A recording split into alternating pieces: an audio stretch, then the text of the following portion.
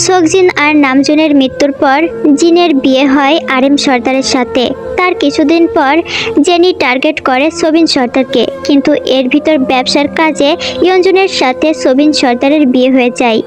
Jenny না পেরে সোবিন সর্দারকে তখনই সিডিউস করতে থাকে। একদিকে ইয়ঞ্জুন প্রেগনেন্ট হয়ে তার কিছু মাস পর জেনি প্রেগনেন্ট হয়।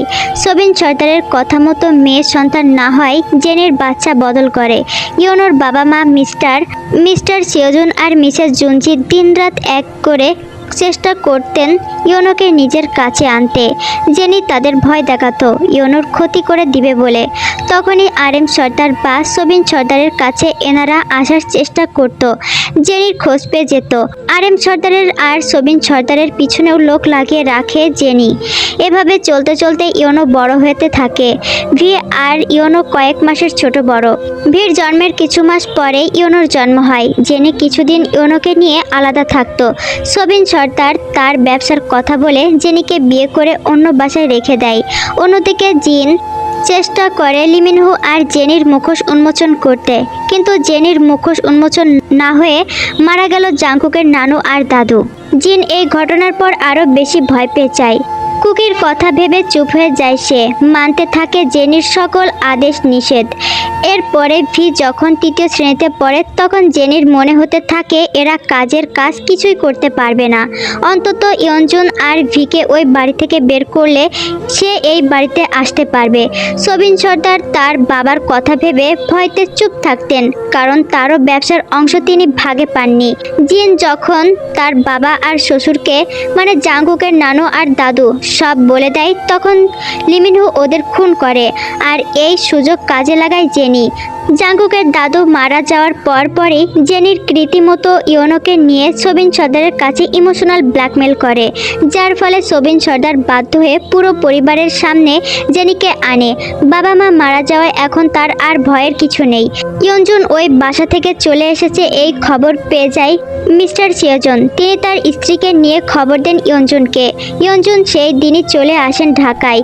ভীর বয়সী জিমিনকে দেখে ইয়ঞ্জুনের অন্ত আত্মা কেঁপে ওঠে। বাকি সবার কথা বাদ, কিন্তু নিজের পেটে যাকে 9 মাস রেখেছে, যার দ্বারা মাতৃত্বের অনুভব জেনি পেয়েছে, সে কিভাবে এই বাচ্চাকে ফেলে দেয় ভেবে ইয়ঞ্জুন কান্না করে দেয়। জিমিনকে জড়িয়ে ধরে ইয়ঞ্জুন বলে, আমি একে মানুষ করব, আমার ভীর মতো করে ওকে প্রতিষ্ঠিত করব। আজ থেকে আমার 2 মেয়ে, ওই সোবিন সর্দার আর জেনির কর্মের বদলা নিবে আমার 2 মেয়ে। ছোট্ট জিমিন তখন ইয়ঞ্জুনের আদর পেয়ে খুশি হয়। ছোট হলেও জিমিন তখন জেনে যায় তাকে তার মা ছেড়ে দিয়েছে। ইয়ঞ্জুন সবসময় সত্যি কথা বলেই জিমিনকে বড় করেছে, কিন্তু জিমিন যে সোবিন সর্দারের আসল মেয়ে এটা গ্রামের কাউকে বলে না। সবাইকে বলতো জিমিনকে তিনি দত্তক নিয়েছেন। জিমিন প্রথম দিকে কষ্ট পেলেও ইয়ঞ্জুন যখন ভি আর জিমিনকে দুজনকে একসাথে আদর যত্ন করত তখন তফাৎ খুঁজে পেত না। জিমিন আস্তে আস্তে বুঝতে পারে ইয়ঞ্জুন যা করেছে তার পরিচয় গোপন রাখতে করেছে। অন্যদিকে ইয়ঞ্জুন তার বাবার পরিচিত ডাক্তার দিয়ে সাহায্য করেন মিস্টার সিওজুন আর মিসেস জুনজিকে। আরএম সর্দারের কাছেও জিমিনের বিষয়ে বলে না ইয়ঞ্জুন, কারণ তার ভাষ্যমতে এখন সর্দার বাড়িতে ইয়নো আর জিমিনের বিষয় না জানানো মঙ্গল। এই জেনি খুব ভয়ঙ্কর যে একটু আঁচ পেলে ক্ষতি করে দিবে সবার। তাই আরএম সর্দার এই বিষয়ে কিচ্ছু জানতে পারে না। তিনিও জানতেন জিমিন আশ্রম থেকে দত্তক নেওয়া। ইয়ঞ্জুনের ডাক্তার যখন প্রমাণ জোগাড় করে পুলিশ দিয়ে জেনির ঘুষ নেওয়া ডাক্তারকে ধরে নেয়, ঠিক তখন জেনির নার্স জেনিকে গোপনে সবকিছু বলে দেয়। সব জানতে পেরে জেনি তার বড় বোনকে খুন করে, কারণ সেই সবকিছুর আড়ালে জানিয়ে দিত। তারপর দ্রুত ইয়নোকে পাঠিয়ে দেয় লন্ডনে। এদিকে মিস্টার সিওজুন বাসায় মাঝরাতে নিজের দলবল নিয়ে আসে জেনি। ঘুমন্ত জংসুক তখন কিছুই বুঝতে পারে না। গুলির শব্দ পেয়ে জংসুকের ঘুম ভেঙে যায়। ঘুম থেকে উঠে দৌড় দেয় সিওজুন আর জুনজির ঘরে। ঘুমন্ত মিস্টার সিওজুনের বুক বরাবর শুট করে দেয় জেনি। গুলির শব্দে ঘুম ভেঙে যায় মিসেস জুনজির। মিস্টার সিওজুন গুলির আঘাতে ধরফড়িয়ে ওঠে। বুকের ব্যথা পেয়েও স্ত্রীর জন্য উঠে বসে। পাশে থাকা ফোন হাতে নিবে, ঠিক তখনই জেনি ওনার হাতে শুট করে দেয়। জেনির লোকজন মিলে ধরে রাখে মিস্টার সিওজুন আর মিসেস জুনজিকে। জেনি বলে, প্রমাণগুলো কোথায়? আমি যে মেয়ে আর ড্রাগস সাপ্লাই করি, এগুলোর যে যে প্রমাণ তোরা পেয়েছিস সেগুলো দিয়ে দে। আর ইয়নোর কথা ভুলে যা। ও ভালো আছে, কিন্তু ততক্ষণে ভালো থাকবে যতক্ষণ ও আমার সন্তানের পরিচয়ে থাকবে। তাই ভালোই বলছি, প্রমাণ দিয়ে দে। মিস্টার সিওজুনের একটাই কথা, মরে গেলেও আমি প্রমাণ দিব না। কি মনে করছিস তোরা আমি মাত্র আমার বোনকেই খুন করে এসেছি আর তোদের মারতে পারবো না? প্রমাণ না পাই মেরে ফেলে আমি নিজেকে তো বাঁচাতে পারবো।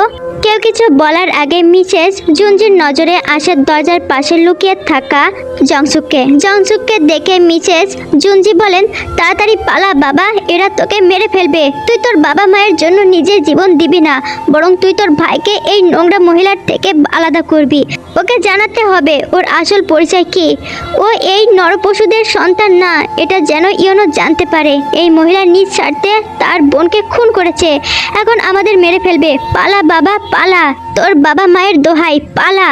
মায়ের কথা মতো পালাতে থাকে জংসুক। প্রথমে মাথা নাড়িয়ে না বলে সে তার বাবা মায়েকে ছেড়ে যাবে না, কিন্তু ইয়নোর কথা মনে পড়তেই জংসুক দৌড়ে পালায়। জেনির ইশারা পেয়ে ওরা লোকেরা জংসুকের পিছনে ছুটে যায়, কিন্তু জংসুক অনেক দূরে রাস্তার মোড়ে এসে সাহায্যের জন্য লোকজন খুঁজতে থাকে।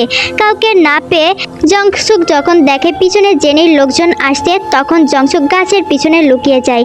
এদিকে জেনির যখন দেখে ওরা কেউ প্রমাণগুলো দেবে না, তখন তার লোকেদের বলে, এই বাড়ির চারিদিকে কেরোসিন ঢেলে দে, বাড়িতে আগুন জ্বালিয়ে দিবি। বলেই বের হয় জেনি, চারপাশে ভালোভাবে লক করে দেয়, যাতে করে মিস্টার সিওজন আর মিস্টার জুনজি পালাতে না পারে। যখন সবাই বের হয়ে যায়, মিসেস জুনজি কল করে ইয়নজুনকে। ঘুমন্ত ইয়নজুন ফোনের শব্দ পেয়ে উঠে রিসিভ করে কল। ওপাশের কথাগুলো কাটা আসতে থাকে, কিন্তু ইয়নজুনের ফোনে কিছু ছবি আসে মিস্টার সিওজুনের ফোন থেকে। ঠিক তার পরপরই জোরে ব্লাস্ট হওয়ার শব্দ পাই। ইয়নজুন আতকে বলেন, হ্যালো হ্যালো, কি হয়েছে? হ্যালো। কিন্তু কল কেটে যায়। ভি আর জিমিন উঠে পড়ে। ভি জিজ্ঞাসা করে, কি হয়েছে মা? ইয়নজুন জিমিনকে দেখে নেয় একবার, তারপর বলেন, তোর সিওজুন আঙ্কেল আর জনজি আন্টির কিছু হয়েছে। কেমন বিকট শব্দ হলো। কান্না করে দেয় জিমিন। ছোট থেকে ওনাদের বাবা মা বলেই এসেছে। ভি তখন জিমিনকে কোলে নিয়ে আদর করে বলে, কান্না করে না বোন। ও মা, চলো আমরা এখন ঢাকায় যাই। কিছুটা চিন্তিত হয়ে ইয়নজুন বলেন, কিন্তু এত রাতে কি উচিত হবে? যদি কোনো বিপদ হয়, আমাদের সাহায্য লাগে তখন। আর শিবচর থেকে ঢাকা তো বেশ দূরে, প্রায় ভোর হয়ে যাবে। ইয়নজুন কিছুক্ষণ ভেবে রোজকে ডেকে জিমিনকে রেখে যায়।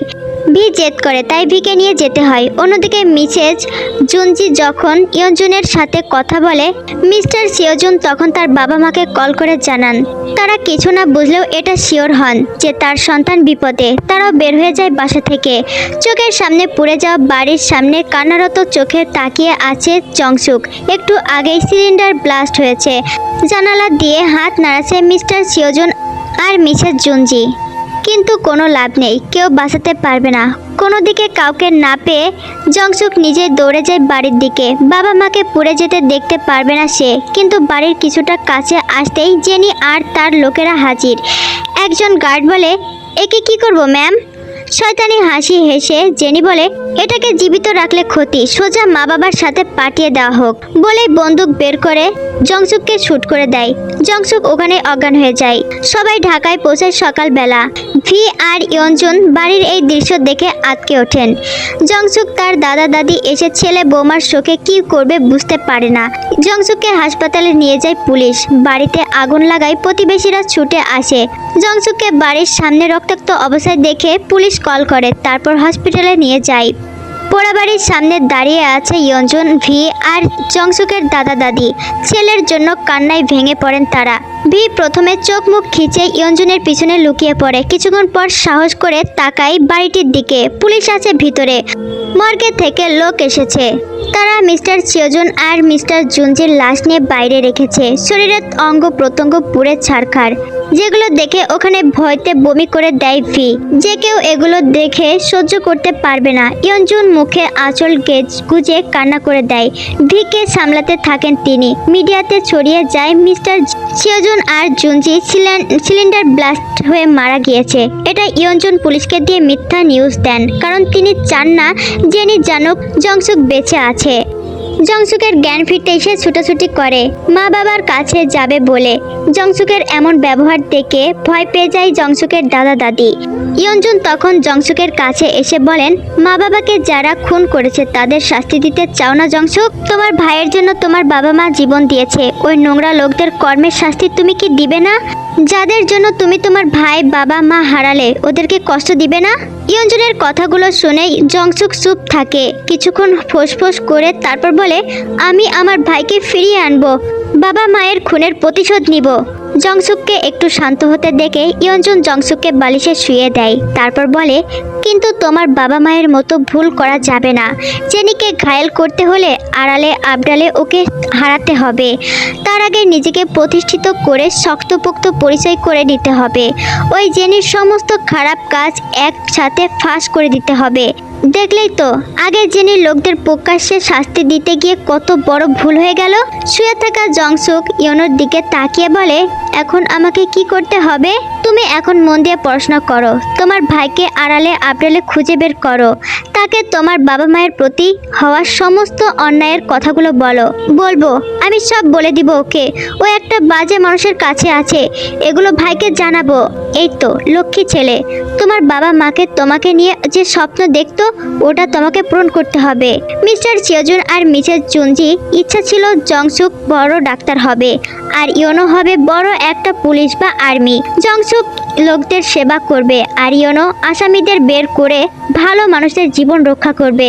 তাই ইয়নজুনের কথাই রাজি হয়ে যায় জংসুক। পিছন থেকে সব শুনে নেয় ভির মনে হতে থাকে, তাহলে ওই জেনি খুব খারাপ, সে নিজের কাজ পূরণ করতে ভালো মানুষদের খুন করে। জংসুক আজ অনাথ হয়েছে, কয়েকদিন আগে ভি নিজেও অনাথ হয়ে যায়। বাবা না থাকার কারণে তাকেও কয়েকজনের কথা শুনতে হয়। তাই ভি নিজেকে নিজে প্রমিস করে, আজ থেকে আমিও ওই সোবিন সর্দার আর জেনির ক্ষতি করব, ওদেরকে আমি ভালো থাকতে দিব না। তার আগে আমিও ভালোভাবে পড়াশোনা করে প্রতিষ্ঠিত হব, ওদের খারাপ কাজ আমি এক এক করে বের করব। এরপর থেকে জংসুক ওর দাদা দাদির কাছে থাকতো। ইন্টার কমপ্লিট করে জানতে পারে ইয়োনো লন্ডনে আছে। ইয়নজুন খোঁজ নিয়ে বলেছে। ইয়োনোর খোঁজ ইয়নজুন পেয়ে যায় আরএম সর্দারের কাছ থেকে। সেই ইনফরমেশন জংসুককে দিতেই জংসুক বলে, আমিও যাব লন্ডনে, আমি ওখানকার মেডিকেলে পড়বো আর ভাইকে খুঁজবো। তুমি আমাকে বলে দিবে ভাই কোন কলেজে পড়ে আর ভাইয়ের ছবি দিবে আমাকে। ইয়নজুন সব কিছু জেনে জংসুককে বলে দেয়।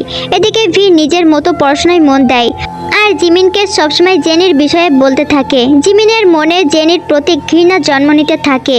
মা বলতে ঘৃণা লাগে জিমিনের এখন। একদিকে জিমিনকে নিয়ে ভি জীবন পার করে, অন্যদিকে জংসুক খুঁজে বেড়ায় ইয়োনোকে। আর জাংকুক তার রাজনীতিতে আসার জন্য চেষ্টা থাকে। ইয়োনোর খোঁজ করতে করতে একদিন জংসুক জানতে পারে ইয়োনো বারে যাওয়া আসা করে। এটা জেনে জংসুকের রাগ ওঠে, কিন্তু ইয়োনোর গার্জিয়ান হিসেবে জেনি যা করেছে তাতে ইয়োনোর এমনটা হবে এটাই স্বাভাবিক। ইয়োনোকে ফলো করে জংসুক একদিন বারে আসে। ইয়োনোর আশেপাশে যখন কেউ ছিল না, ওই সুযোগ পেয়ে জংসুক আসে ইয়োনোর কাছে। তারপর সবকিছু প্রমাণ স্বরূপ বলতে থাকে। ইয়োনো প্রথমে বিশ্বাস না করলেও জংসুক যখন জেনির থেকে প্রমাণের ছবিগুলো নিয়ে দেখায় তখন ইয়োনো বিশ্বাস করে। ইয়োনো তখন ভেঙে পড়ে। জংসুক সামলাতে থাকে ইয়োনোকে। ইয়োনো যখন জানতে পারলো ওর বাবা মায়ের স্বপ্ন ওকে ভালো কোনো অফিসার বানানো, তখন ইয়োনো মন দিতে থাকে তার পড়াশোনায় আর অভিনয় করে জেনির আদর্শ ছেলে হওয়ার। ইয়োনো মনে মনে নিজের লক্ষ্যকে পূরণ করতে থাকে। অন্যদিকে সর্দার বাড়িতে দেখায় সে হুবহু সোবিন সর্দারের মতো হয়েছে। ইয়োনো সবাইকে জানায় সে জাংকুকের মতো ভালো রেজাল্ট করতে পারেনি, টেনে টুনে পাস। আশাহত হয়ে থাকে সোবিন সর্দার। জেনি যে কারণে ইয়োনোকে নিয়ে সর্দার বাড়িতে আসে, ইয়োনো তার উল্টো কাজটাই করে। সারাদিন পার্টি করা, মেয়ে নিয়ে ফুর্তি করা যেন ইয়োনোর নেশা, এমনটাই ইয়োনো দেখাতো জেনিকে। কিন্তু বারে ইয়োনো যেত কিছু আসামিকে ধরতে, যেটা লিসার চোখে অন্যভাবে প্রকাশ পায়। ইয়োনো যেমন উদ্দেশ্য থাকে তার বাবা মায়ের খুনিকে নিজের হাতে শেষ করে দেওয়ার, ঠিক তেমন ইয়োনো ভালোবাসে লিসাকে। অন্যদিকে জংসুক লন্ডনেই থাকে আর ভালোবাসতে থাকে তার প্রিয়সী আয়ুকে। জংসুক বাংলাদেশে আসলো কারণ ততদিনে ইয়নজুন কোনো খোঁজ পাওয়া যায় না। জংসুক চেয়েছিল বাংলাদেশে এসে ইয়নজুনের কাছে আসবে। ভির ব্যাপারে বেশি একটা অবগত থাকে না জংসুক, কিন্তু ইয়োনো ভির শোরুম উদ্বোধনের দিন ভিকে চোখে মুখে রহস্য দেখে ভিকে পিছনে স্পাই লাগায়। অন্যদিকে সোবিন সর্দারের পিছনে স্পাই ইয়োনোকে লোক লাগাতে থাকে। এই সব ইনফরমেশন জংসুককে দিতে থাকে ইয়োনো। জংসুক তখন জানতে পারে ভি সোবিন সর্দারের কোম্পানির সমস্ত খাবারে পয়জন মিশিয়ে দেয়। তখন জংসুকের সন্দেহ হয়। ভির সম্পর্কে খোঁজ নিয়ে জংসুক কনফার্ম হয় এই সেই মেয়ে, এই সেই ভি, ইয়নজুনের মেয়ে। চট্টগ্রাম থেকে ঢাকায় আসার পর ইয়োনো যখন ভির সাথে কথা বলতে যাবে তখন জাংকুক বিয়ে করে বাড়িতে আনে ভিকে। ইয়োনো তখন সুযোগ বুঝে ভিকে সবকিছু বলে দেয়। ভি আর ইয়োনো প্ল্যান করতে থাকে কিভাবে সোবিন সর্দারকে ডাউন করা যায় আর জেনি সমস্ত গ্যাং এক করা যায়। ইয়োনো সব সময় তাকে লোক দিয়ে খোঁজ রাখতো জেনির কোথায় যায়, কার সাথে কথা বলে। অন্যদিকে সোবিন সর্দারের অ্যাক্সিডেন্ট করায় জংসুক কারিনাকে দিয়ে সোবিন সর্দারকে আরো ড্যামেজ করে দেয়। বর্তমান অতীতের কথাগুলো শুনে ভেঙে পড়ে সুজি। জিনিকে উদ্দেশ্য করে বলে, সি মা সি, তুমি একজন নিকৃষ্ট মহিলা। এরা যা করেছে একদম ঠিক করেছে। আজ এদের জায়গায় আমি হলে আমিও এমন করতাম। জেনির মধ্যে কোনো অনুতপ্ত দেখা যায় না, সে এখনো সেই একই রূপে আছে। লিমিনহো সবার পিছনে যে কাউকে কল করতে চায়, ফোন নিয়ে কানে ধরতেই লিমিনহোর হাত ছিদ্র করে গুলি চলে যায়। সবাই পাশে তাকিয়ে দেখে জাংকুক শুট করে দিয়েছে লিমিনহোকে। মৃদু হেসে জাংকুক বলে, আজ তোমার খেলা চলবে না মামা, আমার বউ মাঠে নেমেছে আজ, তাকে হারতে দিই কিভাবে বলো? আমি আবার বউ ছাড়া থাকতে পারি না, তাই তো বউয়ের শত্রুদের আমি জিততেই দিই না। তোমাকে আমার বউয়ের হাতেই শেষ হতে হবে মামা। লিমিনহো তার হাত ধরে ওখানে বসে পড়ে, তার হাত থেকে রক্ত পড়ছে। জিমিন এসে সুগার পা বেঁধে দেয়। ভি একটি আংটি দিয়ে জেনির সামনে দাঁড়ায়। জেনিকে উদ্দেশ্য করে বলে, এই আংটি আপনার খুব পছন্দের তাই না মিসেস জেনি? জেনি চোখ ছোট ছোট করে তাকায়। ভি রহস্যের হাসি দিয়ে বলে, এটা আসলে আমার শাশুড়ি মায়ের আংটি না, আমি খুব ভালো করেই জানতাম। কেন জানেন? কারণ এই আংটির সাইজ দেখে। আমি যখন মামিকে এই আংটির সাথে দেখি তখন খুব ভালো করে দেখি আংটির সাথে সুতা বাঁধা। আংটিতে সুতা বাঁধা থাকে কারণ আঙ্গুলের সাথে ফিট হওয়ার জন্য। আর আংটি যে উনি আগে পড়তেন না এটা আমি আরও শিওর হই। তো সেই রাতে যে রাতে আপনি গহনার লকার থেকে এই আংটি নিয়ে নিজের আঙুলে দেন আর পরে ফোন করে কাউকে বলেন যে আংটি নিয়ে সোজা এয়ারপোর্টে আপনার লোক যাবে। এরপর যখন মামি আপনাদের কথা মতো আমাকে বলে এটা আমার শাশুড়ি মায়ের আংটি, আপনি ভেবে নেন আমি ক্ষিপ্ত হয়েছি। অ্যাকচুয়ালি আপনি যে চান আমি আমার সন্দেহের লিস্টে আমার শাশুড়ি মাকে আর মামিকে রাখি, আর তারপরেও আমিও কোনো ব্লান্ডার করে দিব। এটাই আপনার চিন্তা? এই যেমন আমার শাশুড়ি মাকে মেরে ফেলা, আমার মন্ত্রী মশাইকে, এক এক করে সমস্ত নিরাপদ ব্যক্তিকে আমি মারবো, এটাই তো আপনি চেয়েছেন। বাহ কিয়া বাতে, কিন্তু পারলেন না তো, সো স্যাড। জেনি এবার নিজের হাত দুটো ভির গলায় চেপে ধরে। শরীরের সমস্ত শক্তি এখন ভির গলার প্রয়োগ করছে জেনি। ভির মুখে ভিলেনি হাসি দিয়ে বলে, এভাবে খুন করতে পারবেন না আমাকে, বৃথা চেষ্টা করছেন তো। বলতে না বলতেই ভি জেনির গলায় আঘাত করে। হাতের কনুই দিয়ে গলার বরাবর আঘাত করায় জেনির মাথাটা ঘুরে গেল, কিছুটা পিছিয়ে যায় সে। ঠিক তখনই জেনির পায়ে শুট করে দেয় জাংকুক। ভিকে ফ্লাইং কিস দেখিয়ে বলে, আমার বউয়ের গলা আমি এখনো ঠিকভাবে স্পর্শ করলাম না, আর তুই 2 দিনের ফকিন্নি সোজা টিপে ধরলি। তোকে সোজা রিমান্ডে পাঠানো উচিত। ফকিন্নির ঘরে ফকিন্নি, এমনিতেই কাজ না পেয়ে নারী পাচার করে পেট চালাস, আবার আমার বউকে মারতে আসিস।